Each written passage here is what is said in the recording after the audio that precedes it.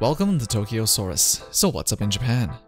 E3 just wrapped up, and it seems like we got a pretty good year with strong presentations from all of the big three. Just kidding. We all know Nintendo killed it this year with this ridiculous lineup for the Switch, starting with the viral video of a competitive match between the producer of ARMS and the champion of the tournament that really showed how much of a difference skill can play in a motion fighting game. Splatoon 2 co-op Salmon Run looks absolutely amazing, and we got more footage of Super Mario Odyssey, a new Kirby, and did I mention Metroid Prime 4? Compare that to Microsoft. What do we get? One Xbox, what?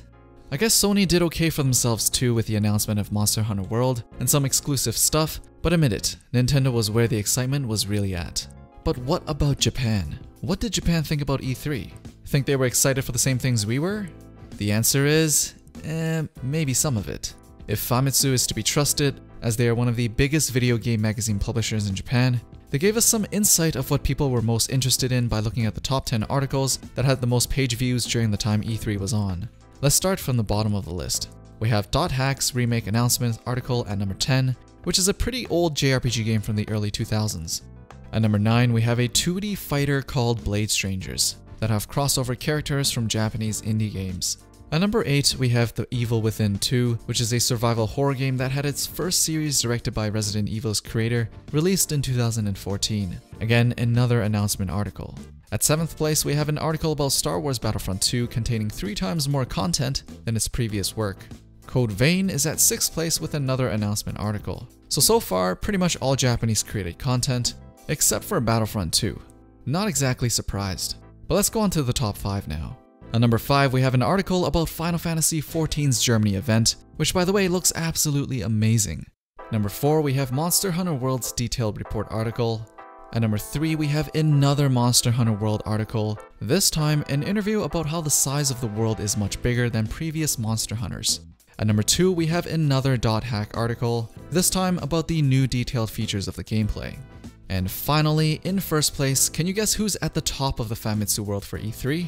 Yes, you've guessed it right, Monster Hunter World again. This one was the official announcement article that probably hit Famitsu first out of all the Monster Hunter World articles. So, what did we learn here?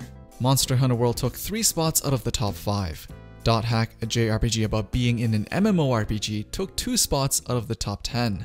Nintendo is absolutely nowhere to be found, and the rest of the games are Japanese developed games aside from Battlefront 2. And no other Western AAA games were found. I think the part I'm most surprised about is probably the lack of any Nintendo announcements breaking top 10.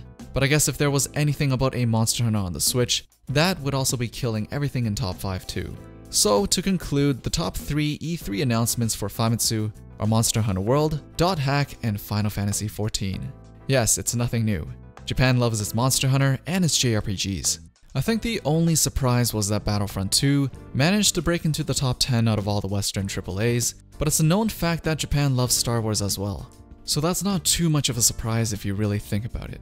Out of all the E3 presentations, I think the one that got me most excited was the Shadow of Colossus remake. I've been wanting to play that game for a long time but never got to it. And now that they're going to remake this with 2018 technology, this is perfect for me. So anyways, what are your top 3 announcements at E3 this year? As usual, let me know down in the comments below. Thumbs up the video if you liked it, and don't forget to subscribe and turn on notifications for Tokyosaurus for the latest things people are talking about in Japan. Thanks for watching, and I'll see you guys in the next one.